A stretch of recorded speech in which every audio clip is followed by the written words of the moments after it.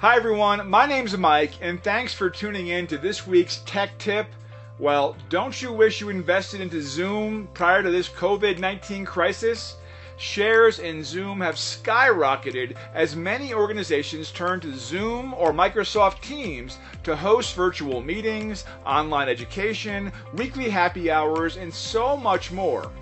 Guess who else sees a huge opportunity with Zoom? If you guess cybercriminals, you're correct.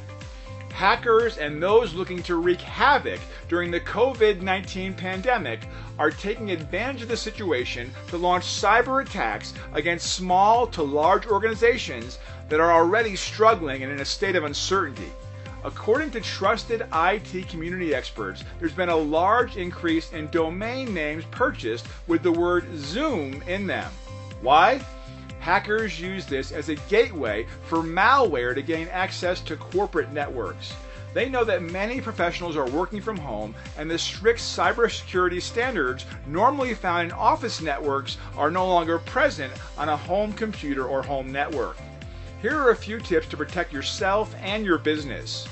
1. Treat your Zoom information like any other sensitive login credentials.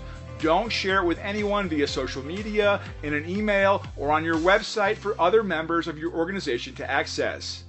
2. Use a password for all your meetings. People are worried that if there's a password, people won't attend. Yes, people will still attend your meetings if it's password protected. 3. In the advanced settings in Zoom, enable H.323 and SIP encryption. By default, encryption is not set up. 4. Make sure everyone is clicking on the right link. The link should have zoom.us within it. Remember what we said earlier about hackers buying up those domain names. So there you have it. Zoom and Microsoft Teams are great resources, especially during this difficult time where everyone is learning to work from home. Be safe and stay healthy. We'll have more tech tips coming out throughout this crisis. As always, if you need any help, please reach out to us with any questions that you may have. Thanks again, everyone.